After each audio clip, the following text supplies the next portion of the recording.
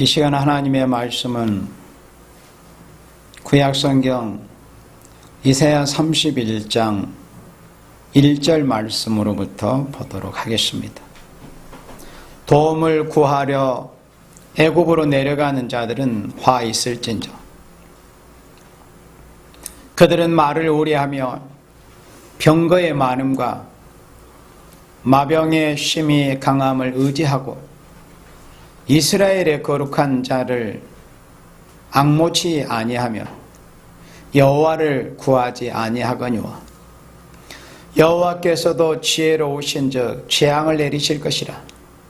그 말을 변치 아니하시고 일어나사 악행하는 자의 집을 치시며 행악을 돕는 자를 치시리니 애굽은 사람이여 신이 아니며 그 말들은 육체요 영이 아니라 여호와께서 그 손을 드시면 돕는 자도 넘어지며 도움을 받는 자도 엎드려져서 다 함께 멸망하리라. 아멘. 여러분들이 아시는 대로 이사야 31장 말씀은 재앙과 보호라는 제목의 말씀입니다. 그러나 이 시간에는 북방에 속지 말고 남방을 의지하지 말라는 제목으로 여러분들에게 본문 중심으로 말씀을 전하고자 합니다. 북방의 붉은 공산주의 세력, 북방 세력에게 속지 말고 또 그렇다고 해서 남방 세력, 미국을 중심한 자본주의의 남방 세력을 믿지도 말고 의지하지도 말고 오직 이스라엘의 거룩하신 자 하나님 여호와를 앙모하고 여호와만을 구하는 그러한 생명들, 그러한 이 나라 이 민족이 되어지기를 바라는 마음으로 오늘 이 시간 말씀을 전하고자 합니다. 본장은 하나님을 공경하는 백성이 하나님을 앙망하지 않고 인간에게 도움을 얻어보려고 세상의 무력을 의지하고 또 세상의 강대국들을 의지하며 하나님의 뜻을 구하지 아니하는 자는 반드시 재앙을 받게 되는 것은 하나님의 진노가 돕는 자나 또 도움을 받는 자나 함께 멸망시킨다는 것을 말씀을 한 것입니다. 자, 그래서 선지서를 보는 간단한 원리에 대해서 종종 제가 기회가 있을 때마다 말씀을 전해왔습니다. 선지서는 주로 인명과 지명을 중심해서 보도록 그렇게 기록이 되어 있는 성경이 바로 선지서인데, 그러니까 이스라엘 역사에 있어서 하나님의 사랑하시는 사람들의 이름과 또 하나님께서 거룩히 구획해놓은 이스라엘의 그 지역의 지명을 들어서 인간 종말에 하나님의 종들이 누구이며 하나님의 사랑하시는 교회가 누구이며 하나님의 사랑하시는 생명들과 하나님의 보호하시며 하나님께서 아름다운 새 땅 새 시대의 축복을 받을 생명들이 누구인가 하는 것을 구약시대에 하나님의 사랑하셨던 이스라엘의 인명과 지명을 통해서 말씀한 것이 선지서라고 말씀을 했습니다. 그런데 또 한 가지 원리가 있습니다. 지역적인 원리인데, 예루살렘을 중심하여서 이스라엘의 북쪽에 위치해 있었던, 그러니까 선지서가 기록될 당시에 팔레스타인 근동지역에 예루살렘을 중심해서 이스라엘의 북쪽에 대체적으로 위치해 있었던 아수르, 아시리아, 그 다음에 아람이라는 나라도 있었죠. 그리고 또 바벨론. 그러니까 요한계시록 9장에서는 4대 병마를 말씀하시고 스가랴 6장에서도 4대 병마를 말씀하실 때 요한계시록 6장에서 붉은 말이 나올 거다. 붉은 공산주의가 인간 종말에 무신론 공산 세력이 나올 거다. 그리고 또 그것으로 그치지 않고 이제 붉은 공산주의가 전략 전술을 변경해서 청황색 말이라는 그런 모습으로 종교적인 색채를 띠고 미혹의 방법으로 나온다는 것을 청황색 말로 보여주는데, 그것이 곧 구약시대에 아수르와 바벨론이라고 하는 이스라엘의 북쪽에 위치해 있었던 그런 나라들을 들어서 하나님께서 기록하게 하시고 말씀하게 하신 것이 바로 선지서의 원리입니다. 예루살렘 북쪽에 위치해 있었던 아수르와 바벨론을 들어서 인간 종말에, 신약 종말에 저 북녘 땅의 북방에 대체적으로 자리 잡은 붉은 공산주의, 하나님이 없다고 하는 무신론의 이념이 기반해서 세워진 붉은 짐승의 정권을 말씀한 것이 바로 선지서의 원리라고 했습니다. 또 그와 반대로 그때 당시 예루살렘을 중심해서 이스라엘 남쪽에 실제적으로 위치해 있었던 아프리카의 북부에 위치해 있었던 그 애국, 이집트를 이제 말씀하시면서 인간 종말에도 역시나 북방 세력과 대조하여 북방 세력을 대항해서 나오는 남방 자본주의 세력이 있을 것을 선지서에서 이스라엘을 중심해서 남쪽에 위치해 있었던 애굽이라는 나라를 통해서 이 인간 종말, 신약 종말에도 결국은 요한계시록 6장에서 보여진 금은말로 보여진 자본주의 세력, 곧 자본주의 남방 세력이 나와서 북방 세력과 대항하는 또 대결하는 이런 시기가 있을 것을 보여준 것이 바로 선지서의 원리인 것입니다.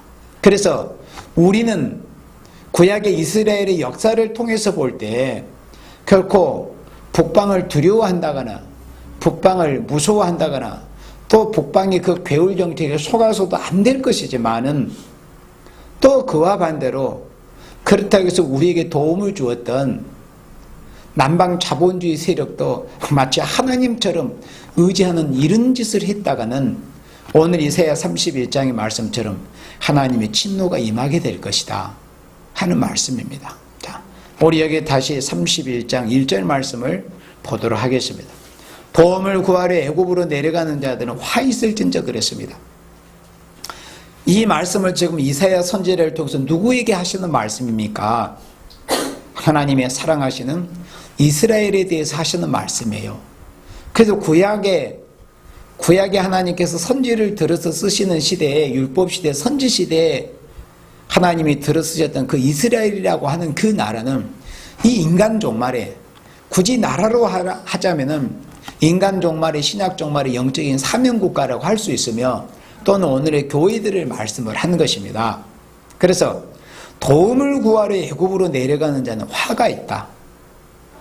구약시대에 강력했던 제국인 아수르 제국이 무서워서 아수르에 굴복하고 비굴하게 또는 협사하고 또는 개울적인 정책에 속아 넘어가서도 안 될 것이지만, 그렇다고 해서 북방이 무섭다고 해서 남방으로 도움을 청하러 가는 이 모습 또한 하나님께서 어떻게 보시는가 하는 것을 우리는 이스라엘의 역사를 통해서 우리가 분명히 교훈을 바로 얻어야 됩니다. 그렇지 않으면 이 시대에 지금 우리나라에서 참 그 마음에 나라를 생각하는 마음으로 애끓는 애국심령을 가지고 태극기를 들고 나오는 분들이 많이 계시잖아요.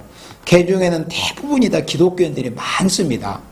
그렇지만은 결국에는 진리를 알지를 못하면은 그 애국심이 딱 거기에까지밖에는 더 확장이 되지를 못하는 것입니다. 하나님의 뜻을 알지를 못하면, 중심은 나라를 살려고 싶어 하지만 중심은 어떻게 하든지 미군을 잡아들고 미국과 좀 친하게 지내보고 미국을 의지하고 미국을 어떤 큰 집처럼 생각하라고, 그렇게 해서 마치 미국이라는 나라가 이 나라를 지켜줄 것처럼 그렇게 생각하는 그 자체, 이제 그런 사고를 이제 버려야 됩니다. 하나님이 필요하실 때는 남방 자본주의 세력, 금마리 세력을 북방 세력이 더 이상 세계 적화를 하지 못하도록 막아주는 견제 세력을 하나님이 사용하시던 그런 시기가 있었습니다. 그러나 언제까지 그렇게 하나님이 역사하신 것이 아니에요. 그래서 인간 종말에 이 나라 대한민국의 오늘의 교회들과 하나님의 택하신 종들과 생명들은 결국 진리를 알아야 됩니다. 예언의 말씀을 알아야 됩니다. 그래야 이 시대에, 이 시기에 하나님께서 대한민국을 향하여서 어떤 뜻을 작정하고 계시는가, 이 나라 대한민국을 어떻게 하나님이 들어서 사용하실 것인가, 이러한 것을 하나님의 말씀을 통해서 알아야만이 우리가 하나님 보시고 온전한 모습을 보이고 하나님의 도우심을 받을 수 있는 나라가 되고 하나님의 도우심을 받을 수 있는 종들과 교회와 백성들이 될 수가 있습니다. 하나님이 뭘 원하시는가, 우리에게 어떤 모습을 보이기를 원하시는가, 이걸 알아야 됩니다. 이걸 알지를 못하면 그냥 그 애국심 하나로 태극기 들고 나가서 외치는 거기까지밖에는 한계가 되질 않습니다. 그래서 진리를 알지니 진리가 너희를 자유케 하리라 하신 말씀처럼 진리를 알아야만이 싸울 방법을 우리가 붙들 수 있습니다. 진리를 알아야만이 싸울 수 있는, 이길 수 있는 방법을 알고 또 그 이길 수 있는 방법을 알아야만이 우리가 싸움에서 승리하게 되지 않겠습니까? 그래서 우리 하나님께서는 이렇게 이사야 선지를 통해서 말씀하고 계십니다. 도움을 구하러 애굽으로 가는 자들은 화가 있다. 이스라엘을 중심해서 분명 남방 세력이었습니다.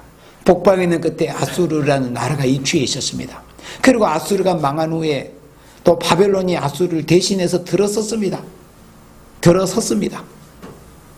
여전히 애굽은 존재하고 있었습니다. 그래서 무슨 일이 있을 때, 북방으로부터 위협이 있을 때마다 이스라엘에서 보여지는 모습은 남방을, 애굽을 의지하려고 하는 그런 모습이 이스라엘 역사에서는 빈번하게 보여졌습니다. 그런데 하나님의 뜻은 그렇지 않았습니다.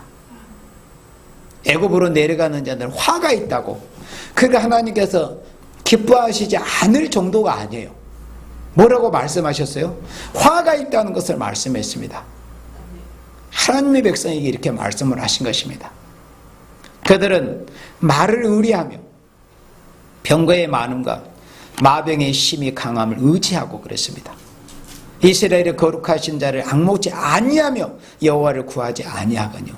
왜 이 나라 대한민국에 지금 살고 있는 소위 애국 세력들, 또 우익 세력들, 우리도 어떤 큰 몸주로 하자면은 우리도 우익 세력이라고 할 수 있고 그런 편에 또 서야 될 것이고, 우리는 물론 좌우를 떠나서 우리가 하나님이 기뻐하시는 종로에 서야 되겠지만은 어쨌든 성향은 그렇지 않습니까? 우리가 우익 성향이지 않습니까?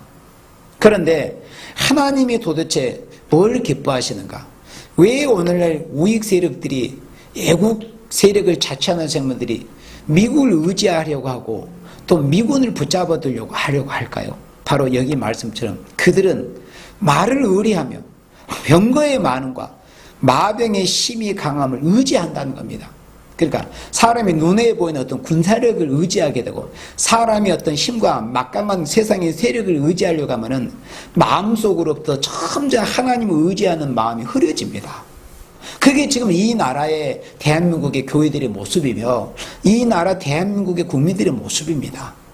오늘날까지는 하나님이 그렇게 들어쓰신 게 사실이었습니다. 그것이 또 지금까지 하나님의 뜻이었습니다.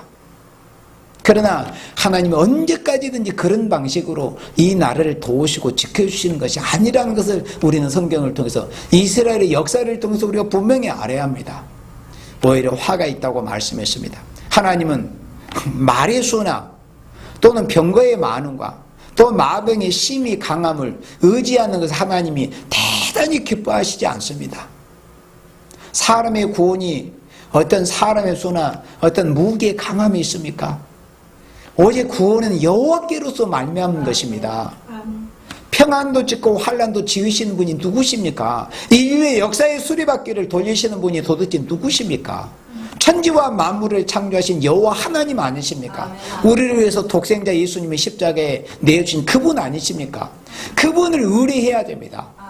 그런데 눈에 보이는 강대국을 의지하려고 하고, 북방 저 사탄의 세력들이, 붉은 짐승의 정권이 핵무기를 위협을 하고 총칼로 위협을 하고, 또 중공 저것들은 경제적인 보복으로 우리를 위협해대고 하니까는 참 두려움을 느낄 수밖에 없겠죠. 그러나 그것은 믿음이 없는 사람들의 모습입니다. 하나님을 알지 못한 사람은 능히 그렇다고 해도 그것은 지나친 그런 일은 아닙니다. 하나님을 모르기 때문에, 의지할 대상이 없기 때문에. 그러나 하나님을 아는 사람, 하나님 아는 민족, 하나님의 은혜를 잊고 하나님의 역사를 아는 나라는 그런 모습을 보여서는 안 된다는 것을 구약의 이스라엘의 이 역사를 두고서 분명히 이렇게 말씀을 하신 것입니다. 하나님은 결코 말의 수, 어떤 군사력, 핵무기, 미사일의 대수를 보고서 하나님이 구원하시고 구원하시지 않고 이렇게 하시는 하나님이 아니십니다. 하나님께서 왜 화를 발하시느냐? 이스라엘의 거룩하신 자를 앙모하지 않는다는 거예요. 지금은 그래도 이 나라의 미군이 우리나라를 현실적으로 지켜주고 있기 때문에 기도를 많이 한 사람이나 기도를 덜 한 사람이나 온전히 혼심을 다해서 하나님을 의뢰하는 사람이나 그렇지 않은 사람이나 별반 차이 없이 보여지고 사는 것도 별반 차이 없이 보여집니다. 그러나 결국에는 이런 협상주의 어떤 이런 이 분위기가 계속 앞으로 이어질 것입니다. 그렇게 해서 결국은 미군도 결국은 이 나라를 떠날 것입니다. 검은 말은 자기에게 이익이 되면은 있는 것이고 자국 이익에 뭔가 유익이 되지 않을 것 같으면 언제든지 떠날 수 있는 것이 장사꾼 검은 말의 자본주의의 속성입니다. 그걸 알아야 됩니다. 그걸 알지를 못하고 언제까지든지 미군이 우리나라를 지켜줄 거라고 이렇게 생각한 사람은 하나님과 가까이 할 수 없고 온전히 하나님 의뢰할 수가 없습니다. 아마 미군이 떠나면 진짜 하나님을 의뢰하는 사람, 진짜 하나님을 경외하는 사람, 알고와 쭉정이가 드러나기 시작을 할 것입니다. 미군이 이 나라를 떠나게 되는 그날에. 그리고 종북 세력들이 더 확연히 드러날 것이며 정말 하나님만을 바라보고 여호와만을 바라보고 하나님의 능력을, 하나님의 권세를 받아서 북방을 치겠다고 하는 온전히 여호와를 경외하는 이런 종들이 확연하게 드러나게 될 것입니다. 하나님은 이렇게 말씀을 하십니다. 이스라엘의 거룩하신 자를 앙모치 아니하며 여호와를 구하지 아니하거니와 그래서 애굽의 도움을 구하려 가는 자들에게 화가 있다고 이렇게 말씀을 한 겁니다. 이스라엘의 거룩하신 자를 앙모하지 않기 때문에 하나님 여호와께 구하려고 하지 않기 때문에 그저 인간의 힘이나 빌려서 강대국의 힘이나 빌려서 이 나라를 지켜보려고 하기 때문에 하나님께서 화가 있다고 말씀했습니다. 하나님이 얼마나 지혜로우신 분이십니까? 하나님은 지혜로 하늘을 펴시고 땅을 지으신 분 아닙니까? 여호와께서도 지혜로우신즉 재앙을 내리실 것이라. 딴에는 지혜롭게 외교한다고, 지혜롭게 대처한다고,北방 가도 타협하고 또 남방 가도 적당히 의지해보고 타협하려고 이렇게 하지만은 하나님께서 얼마나 지혜로우신 분이십니까? 인간들이 다니는 그게 자신이 지혜롭게 지혜를 발휘해서 한다는 거예요. 그렇지만은 여호와께서도 지혜로우신즉 재앙을 내리실 것이다. 이 일에 대해서 이러한 모습에 대해서 하나님이 분명히 이렇게 경고하십니다. 남방 세력, 남방 자본주의 세력을 의지하고 도움을 구하려고 하고 여호와를 앙모하지 않고 여호와를 구하지 않은 자들은 반드시 이렇게 재앙을 내리실 것을 하나님이 분명한 경고를 내리시는 것입니다. 그리고 그 말을 변치 아니하십니다. 일어나서 악행하는 자의 집을 치시며, 그리고 여기 이 말씀에 우리가 또 다시 주목해야 됩니다. 행악을 돕는 자를 치신다고 말씀했습니다. 역대하 19장에서도 여러분들이 기억을 할 것입니다. 분명히 기억할 것입니다. 행악을 돕는 자, 여호와를 미워하는 자를 사랑하는 것이 가니까 여호와를 미워하는 자를 사랑하는 것이 옳으냐고. 같은 말씀이요. 행악을 돕는 자를 하나님이 쳐버립니다. 그러니까 하나님을 앙모하지 않고 여호와께 기도하고 여호와의 도우심을 받고 여호와의 도우심을 받아서 이 나라를 지키고 이 나라를 보존하려고 하지 않고 하나님은 딴전에 뒷전에 모셔놓고 그저 인간의 수단 방법으로 북방과 협상하고 남방과 협상하고 하는 이런 모습, 이런 것을 하나님이 악행으로, 행악으로 하나님이 보시는 것입니다. 그러면 행악을 돕는 자도 치신다는 겁니다. 여호와를 미워하는 저 붉은 무시로운 짐승의 세력들을, 여호와를 미워하는 자들, 저들을 사랑하고 돕는 자를 하나님이 치신다는 것이고, 또 남방 애굽에 대해서 이렇게 말씀하십니다. 그런 여호와를 의뢰하지 않고 인간의 힘이나 의뢰하려고 하는 이런 자들을 너희들이 만약에 돕는다면 너희도 찔 거라고 이렇게 말씀을 하신 것입니다. 행악을 돕는 자를 치시니 그랬습니다. 행악을 돕는 자를. 남방 자본주의 세력도 결국 하나님이 치신다는 것입니다. 행악을 돕는 자를 치시리니 애굽은 사람이요 신이 아니면, 여기서 돕는 자는 누구를 말씀합니까? 31장 3절에 애굽을 말씀합니다. 그러니까 소위 딴에는 하나님을 경외하고 하나님의 은총을 이 세상 어떤 민족과 나라보다 입은 이스라엘 백성들이 북방이 압력을 가하고 북방이 침략하고 북방이 위협한다고 남방으로 애굽으로 해서 도움을 구한다고 하는 것에 대해서 하나님은 그것을 행악으로 보시는 것입니다. 악행으로 보십니다. 그래 만약에 이 남방 애굽이 이스라엘을 돕는다고 치자, 돕는다고 합시다. 그러면 행악을 돕는 자도 치신다는 거. 왜냐? 애굽은 사람이 신이 아니다. 왜 한 강대국을 신처럼 그렇게 의뢰하려고 하느냐? 우리가 의뢰해야 될 분, 우리가 온전히 악모하고 바라보고 의뢰하고 신뢰해야 될 분이 누구십니까? 천지를 창조하신 여호와 하나님 아니십니까? 우리가 믿고 신앙해야 될 분이 오직 주 예수 그리스도 아닙니까? 그런데 왜 남방 자본주의 세력마저도 의지하려고 하느냐? 왜 그들에게 도움을 구하려고 하느냐? 그들은 너희들이 아무리 신처럼 의지하고 뭐 하는 말로 국방비가 뭐 천조에 이른다고 천조국이라는 이런 표현까지 써가면서 굉장히 미국이란 나라를 어떤 신처럼 신격화해서 의뢰하고자 하는 그런 모습들이 바로 우상숭배입니다. 우상숭배. 다니엘 7장에서 인간 종말에 나타날 그 4대 강대국을 짐승의 모습으로 보여줬습니다. 하나님께서 다니엘 선지를 통해서 성령의 감동으로 예언케 하셨잖아요. 그런데 사자가 보이고 그 사자가 독수리에 날개를 달고 있는 그런 사자의 모습이 보이는 바로 그 짐승이 바로 미국을 예언한 말씀입니다. 그런데 유독히 다른 새 짐승에 비해서 유일하게 특이하게도 사람의 마음을 가졌던 짐승이 바로 독수리의 날개를 가지고 있던 그 사자였습니다. 그게 인간 종말에 미국이라는 나라를 예언한 그런 모습입니다. 그래서 사람의 마음을 가졌으니까 또 인권으로 해서 어떤 세계 평화로 해서 세계 어떤 경찰 국가로서의 그런 사명을 해온 게 그런 말씀에 응하는 그런 과정이었습니다. 그러나 그 역시 그 한계는 결국은 짐승을 벗어나지를 못합니다.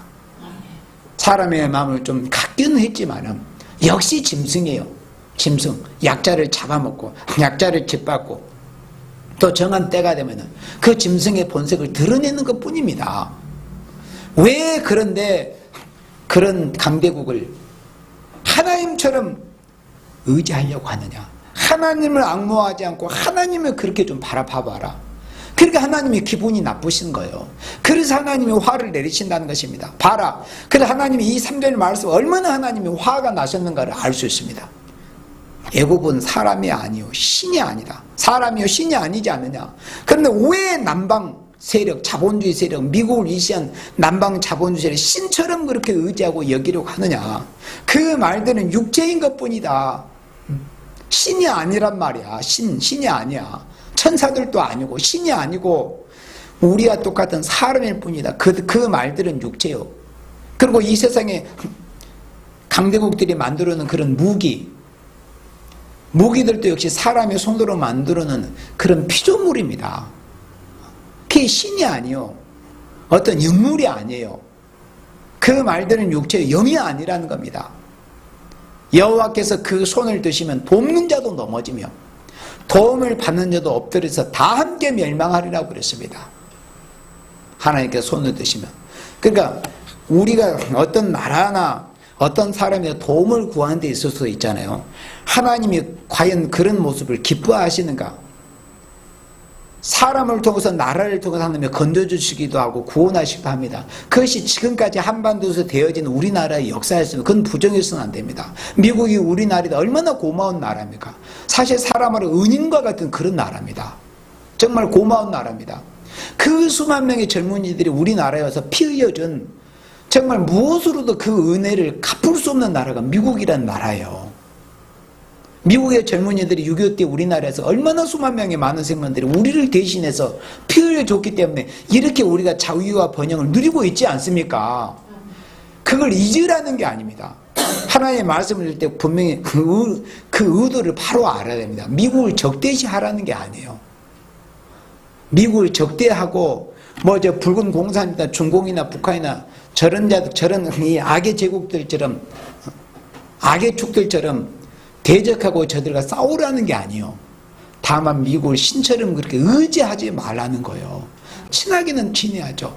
우리 우방 국가니까, 우리에게 도움을 줬던 은인 국가니까. 그러나 더 이상 6.25 때처럼 또 우리가 가난하고 힘없을, 마치 사람으로 하자면 어린아이 때는 양육자도 필요하고 후견인도 필요합니다. 어린아이일 때는. 그러나 다 장성일 때는 언제까지든지 그 엄마 아빠가, 어머니 아버지가 어린아이처럼 기저귀 갈아주고 모든 것을 다 어린아이처럼 챙겨줍니까? 청년이 되고 장년인 게 스스로 해야죠. 그리고 자기에 대해서 은혜를 베푸는 그런 부모님과 어른에서 그것을 다시 갚으려고 해야죠. 은혜를. 지금 우리나라의 모습이 바로 그래야 돼요. 미국에 대해서는. 지난날에 우리가 입었던 그 은혜를 갚으려고 이런 모습을 보여야 되는데 지금 벌써 정반대로 가고 있지 않습니까? 오히려 반미 성향으로 가려고 하고, 또 하나님을 안다는 그런 생명과 교회들에서도 마치 미국이 어떤 6.25 때처럼 지난날처럼 그렇게 전폭적으로 이 나라를 도와줄 거라? 그것은 정말 어리석은 생각입니다. 성경에 하나님께서 선지자를 통해서 뭐라고 말씀하시는가를 우리는 분명히 알아야 됩니다. 사람의 예를 들어서 말씀했습니다. 우리나라는 더 이상 어린아이와 같은 좌우를 분별해 스스로 일어설 수 없는 이런 나라가 더 이상 아닙니다. 이제는 스스로 나라의 주권이 있는 나라로서 강대국을 의지하지 않고 살 수도 있는 이런 나라가 이미 되었어요. 더 이상 강대국을 의지하지 않고도. 성경에 말씀했으니까. 사람의 생각으로 하자면은 북방이 또는 미국이 떠나버리면 당당히 공산화 되어버리지 않을까. 그러니까 미군 철수하라고. 그리고 오늘날 자익세력, 정복 자익세력들이 미군을 철수시키는 게 그게 전략 전술 아닙니까? 미군을 철수하면 당장에 한반도를 적하겠다고. 그러나 그는 걔들이 허망한 꿈에 불과합니다. 미군이 떠난다고 우리나라가 적화될 줄 아는 데가 천만입니다. 그걸 선지서에서는 말씀하고 있어요. 그래서 미군이 떠나도 하나님이 지켜주시고 그것이 성경의 역사의 기록이 되어 있지 않습니까? 히스기야 왕 때 히스기야 왕이 달랑 유다의 모든 성읍이 다 함락이 되었습니다. 아수르 왕이 쳐내려와서 유다 예루살렘을 제외하는 모든 수십 성읍이 아수르에서 다 점령을 함락을 당했어요. 예루살렘만 달랑달랑 남아 있었습니다. 온두마 때 상징막처럼. 그렇지만은 그 히스기야 왕 그 한 종의 기도를 통해서, 그 이사야 선지자의 기도를 통해서 하나님 어떻게 주셨습니까? 하룻밤새 18만 5천 명을 송장으로 순식간에 바꾸어 놔버린 것이 하나님의 그 능력의 역사 아닙니까? 그때 아수르군 18만 5천 명을 하룻밤에 송장으로 만들어버린 분이 지금 살아계시지 않습니까? 하늘의 하나님께서. 그분을 우리가 신화하고 그분을 우리가 악무하고 그분의 아드님 주 예수 그리스도를 우리가 신화하고 있지 않습니까? 그 하나님 지금도 살아계셔요. 그래서 이렇게 인류의 역사를 주관하시고 환난도 주고 전쟁도 지으시는, 평안도 주시는 하나님만을 바라봐라. 왜 강대국과 인생을 그렇게 하나님처럼 의뢰하려고 하냐? 그래 하나님이 가장 기본 납부하시는 것이 뭐냐면은 하나님 외에 다른 어떤 피조물이나 피조 세력이나 강력한 세상의 힘을 당신처럼 신처럼 섬기고 여기려고 하는 그런 자들에 대해서 그런 상태를 가장 미워하시. 그게 뭐냐? 우상숭배입니다. 우상숭배. 하나님이 가장 미워하시는 게 그 우상숭배입니다. 그러니까 하나님을 의지하지 않고 세상에 다른 강대국, 예를 들어서 미국을 의지하려고 한다거나 어떤 다른 강대국들을 의지하려고 하면은 그것을 하나님께서 볼 때 우상숭배처럼 여기시는 거예요. 왜 진짜 하나님이 계신 너희들을 정말 도와주실, 천지와 만물을 창조하실 모든 사람을 일순간에 죽게도 하시고 일순간에 살게도 하시는 이 하나님이신데 그 하나님을 바라보지 않고 한낱 피조물에 불과한, 육체에 불과한, 신이 아닌 육체에 불과한 그런 자들을 의지하려고 하느냐. 그래서 하나님께서 돕는 자도 넘어지며 여호와께서 그 손을 드시면 돕는 자도 넘어지며 도움을 받는 자도 엎드려서 다 함께 멸망하리라 그랬습니다. 그래서 이 나라 대한민국은 지금 이 시기에 살 길이 뭐냐는 것을 우리가 성경 말씀을 통해서 우리가 알아야 됩니다. 얼마 전에 여러분들이 6월 12일 날 싱가포르에서 회담이 있었지 않습니까? 그 6월 12일 회담이 있기 전에 저는 짤막한 글도 몇 번 써보게 됐습니다. 그는 세계의 사기극에 불과한 것이다.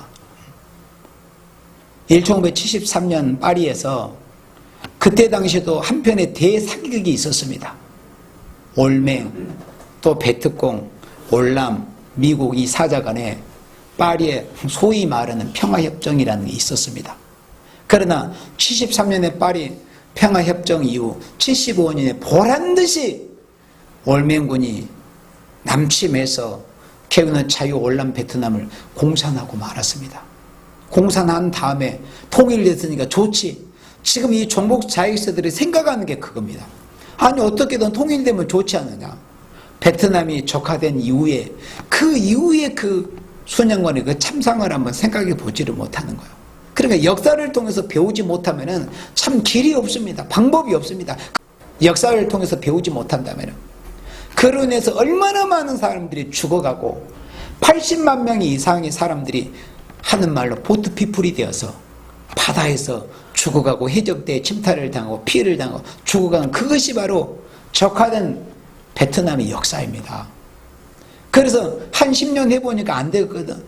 그러니까 겨우 한 10년이 겨우 채 지나서 미국에 손을 벌리고 경제 원조 구걸하는 이렇게 해가지고 지금 베트남이 그나마 경제 상황이 지금 요즘처럼 되어 있는 거예요.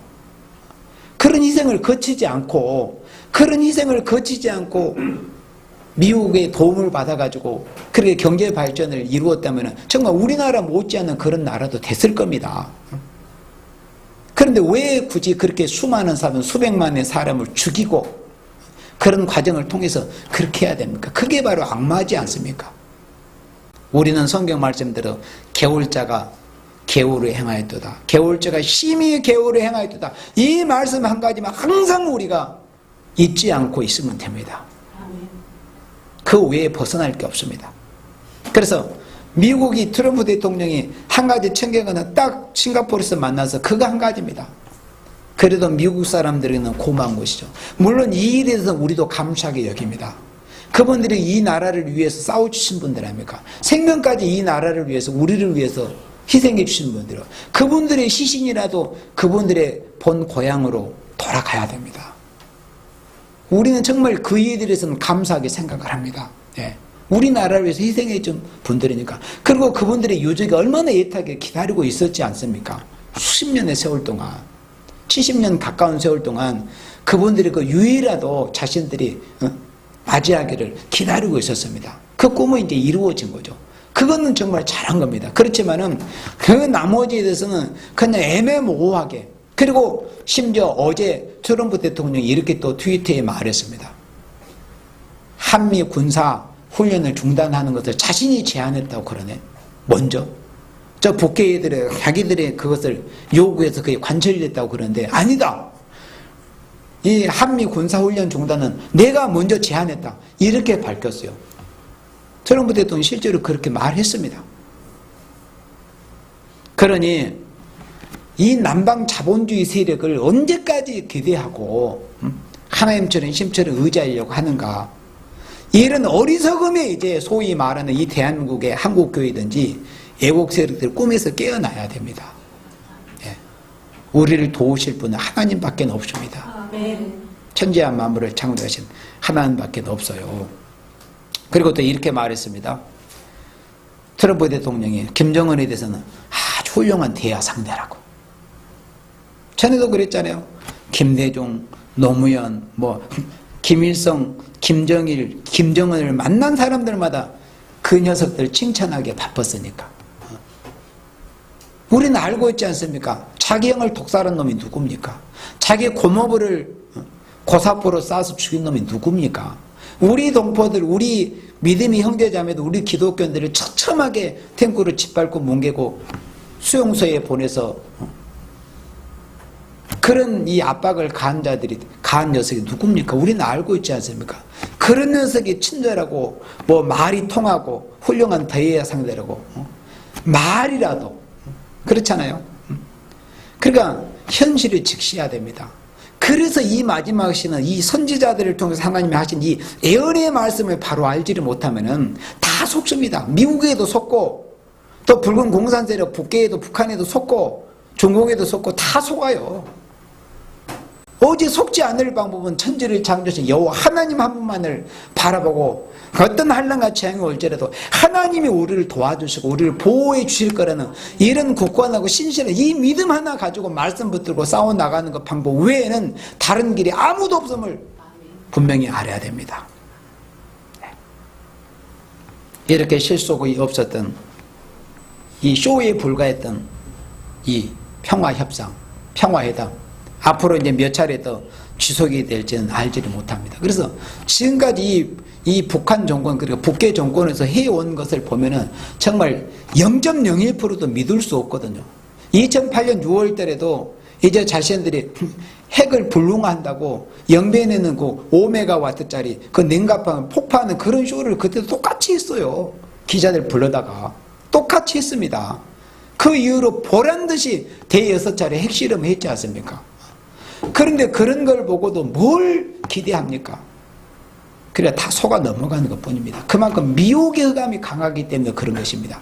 붉은 용, 공중권세를 잡고 있는 이 붉은 용이 사람들의 마음속에 들어가서 잘못된 것을 믿게 하는 이런 미혹의 흑암이 요한계시록 9장처럼 해와 공기가 온 세상을 덮는다는 말씀처럼 덮고 있기 때문에 사람들이 정상적인 분별력을 갖지를 못하고 정상적인 지혜와 지각을 갖지를 못하는 겁니다. 마귀가 하는 잘못된 정보, 잘못된 말을 믿기를 좋아하는 그런 성향을 드러내 보이는 것이 성경 말씀에 응하는 지금 이 시대의 인간들의 모습입니다. 그래서 우리는 정말 정신을 바짝 차리고 여기 지금 4절부터 쭉 이렇게 읽어보면은 시간상 제가 빨리 읽겠습니다. 4절에 여호와께서 이같이 내게 이르시되 큰 사자나 젊은 사자가 그 식물을 움키고 으르렁거릴 때 그것을 치려고 여러 목자가 불러왔다 할지라도 그것이 그들의 소리를 인하여 놀라지 아니할 것이요 그들의 떠들음을 인하여 굴복지 아니할 것이다. 이와 같이 그러니까 사자가 어떤 무슨 짐승이 와서 또 다른 목자가 와서 사자를 위협한다고 해서 사자가 거기에 굴복합니까? 강한 사자가 젊은 숫사자가 굴복지 아니할 것이다 그랬어요. 그처럼 위와 같이 나 만군의 여호와가 강림하여 시온산과 그 영에서 싸울 것이며 새가 날개치며 그 새끼를 보호한 것이 나 만군의 여호와가 예루살렘을 보호할 것이라. 그것을 오해하며 건지며 넘어와서 구원하려 하시나. 이 말씀 지금 중동의 정치적인 국호를 가지고 있는 예루살렘 정치적인 국호를 이스라엘을 지키고 보호하신다는 그런 말씀이 아니에요. 하나님의 백성을 보호한다는 이런 말씀입니다. 사명 있는 국가를 보호한다는 말씀이에요. 6절에 이스라엘 자손들아 너희는 심히 거역하던 자에게로 돌아오라. 이 나라 대한민국의 교회도 하나님의 백성들도 또 전 세계에 있는 모든 그리스도인이라 하는 생명들에게 하시는 말씀입니다. 제발 좀 거역하던 자, 거역하던 자가 누굽니까? 거역하는 재상 하나님 아닙니까? 이름은 그리스도인이라, 이름은 예수입니다. 이름은 하나님이고 이름은 교회라는 이름은 가졌지만 사실 하나님을 거역하고 있었다. 거역하던 자에게로 돌아와라. 세상과 짜가지 말고 세상 강대국을 의지하려고 하지 말고 하나님께 돌이켜라는 겁니다. 7절에 너희가 자기 손으로 만들어 범죄한 은우상 금우상을 그날에는 각 사람이 던져버릴 것이며. 여기서 너희가가 누구? 이스라엘에 대해서 하시는 말씀이에요. 오늘의 하나님의 백성이라는 사람들, 교회, 세일교회, 무슨 장로교회, 교회들에게 대해서 아니 교회인데 우상에서 하나님이 맡겠어요? 우리가 인생들이 맡겠어요? 하나님이 맞지 않습니까? 하나님이 보실 때 하나님의 백성들에게 있어서 은우상이 있었고 금우상이 있었다는 겁니다. 가만히 생각을 해보세요. 교회들에게서 어떤 우상이 보여주고 있는가? 교회의 우상이 뭔가? 누구를 우상시하고 있는가? 교회가 돈과 세상과 물질, 또 어떤 교회, 어떤 집단에서는 인물을 우상하고 그런 우상숭배에 빠져 있다는 것입니다. 하나님의 미워하신 것이 우상숭배입니다. 또 하나님 외에 다른 나라나 민족과 강대국이나 힘과 무기를 의지하고 하자는 그런 모습도 우상숭배입니다. 하나님 외에 다른 것을 의지하려고 하는 모든 것들이 다 우상숭배입니다. 금우상을 그날에는 각 사람이 던져버립니다. 이게 회개의 모습입니다. 회개의 모습. 아수르는 칼에 엎드려질 것이나, 지금 왜 남방 우익 세력들이 남방을 의뢰하려고 합니까? 북방 아수르 세력이, 북방 공산 세력이 무서워서 하지 않습니까? 핵무기, 핵미사일이. 그러나 남방 세력이 우리를 지켜주고, 남방 자본주의 세력이 우리를 지켜주고 북방을 쳐서 물친 게 아니라, 여기 8절에 아수르는 칼에 엎드려질 것이나, 어떤 방식으로 엎드려진다고 해서 사람의 칼이 아니고, 사람의 칼로 말미암으면 아니겠고, 칼에 삼킬 것이나 여러 사람의 칼로 말미암으면 아닐 것이며 그랬습니다. 사람의 칼로 말미암으면 아니라고 그래서 사람의 무기로, 사람의 칼로, 사람의 무력으로 어떤 미국을 우리가 의지해서 미국의 미군이나 미국의 힘을 의지해서 북방을 이기고 북방을 물리치는 것이 아니고, 이사야 33장에 34장에 하신 말씀처럼 하나님의 방법으로, 하나님의 진노가 임해서, 하나님의 종들에게 하나님의 권세가 임해서 북방을 물리치고 북방을 이기는 것이지, 세상의 어떤 강대국의 힘과 능을 의지해서, 애굽을 의지하고 미국을 의지해서 북방을 쳐서 물리친 것이 아니라는 것을 이렇게 말씀을 하신 것입니다. 히스기야의 기도를 한번, 지금 정말 이 시대에서는 하나님의 종들의 교회가 히스기야의 기도를 더욱 우리가 유념해야 됩니다. 우리가 히스기야 같은 심정을 가져야 됩니다. 어찌합니까 하나님? 우리를 도울 자 없습니다. 북방은 우리를 위협하고 있습니다. 그렇다고 우리가 남방을 의지해야 되겠습니까? 하나님이 미워하시는 일인데 우리가 어찌해야 되겠습니까? 우리도 히스기야 같은 심정을 가지고 하나님 어찌하시겠습니까? 우리를 도울 자 없습니다. 오직 하나님만이 우리를 도와주셔야 됩니다. 하나님은 살아계신다니까요. 하나님은 구약 때나 또 출애굽 때나 출바벨론 때나 또 아수르를 18만 5천 명의 송장으로 만들어버릴 그때처럼 하나님은 지금도 그런 역사를 얼마든지 하실 수 있고, 그보다 더 크고 놀라우고 위대한 일을 하실 수 있는 분이 우리가 섬기는 여호와 하나님이십니다. 그분을 의지하라는 것입니다. 9절에 그의 반석은 두려움을 인하여 물러가 있고 그의 방백들은 기울이 인하여 노래. 그래서 그의 반석, 그의 방백들은 바로 북방 세력 아수르 세력을 말씀합니다. 그의 방백들은 기호로 인하여 놀란다고 했습니다. 기호. 우리의 기독교인의 기호는 예수님이죠. 그런데 정말에 이제 예수 그리스도를 통해서 어떤 한 기호, 어떤 상징적인 이런 십자가 깃발을 이제 말씀을 한 겁니다. 그러니까 옛날에 뭐 유명한 장군들이 싸움터에 나가서 깃발만 보여도 적군들이 뭐 무서워서 도망갔는데, 그런 모습들이 인간 종말에 실제로 나타납니다. 예수 그리스도를 통해서. 우리의 진짜 기호가 되시는 예수 그리스도를 통해서 세계 통일의 십자가의 깃발만 보여도 원수들이 들어와서 무서워서 도망가고 떠는 이런 역사가 실제적으로 구약 성경에 기록된 이런 말씀이 실제적으로 인간 동말에 있게 되는 겁니다. 그의 방백들은 기호로 인하여 놀라리라. 이는 여호와의 말씀이라. 여호와의 불은 시온에 있고 여호와의 불은 예루살렘이니라. 하나님의 사랑하시는 나로 하나님의 사랑하시는 백성을 치려고 했던 북방 세력이나 이런 원수의 세력은 오기만 와라. 뭐라고 하면 여호와의 불은 어디에서? 시온에서. 감히 하나님이 함께 하시는 시온을 너희들이 치려고 해? 감히 하나님의 사랑하시는 대한민국을 너희들이 짓밟으려고 해? 오기만 오너라. 불을 준비해 놨어. 풀물을 준비해 놨어. 풀무가 쇠를 다 녹여서 쇠 물로 만들어 놓은 풀무 아닙니까? 오기만 해라. 기다리고 있다. 하나님이 이렇게 말씀하고 계시는 거예요. 이렇게 하나님이 우리나라를 지켜주고 대한민국을 지켜주신다는 거예요. 이것이 바로 우리나라가 대한민국의 살 길입니다. 여호와의 불은 시온에 있고 여호와의 불은 예루살렘에 있다고 했습니다.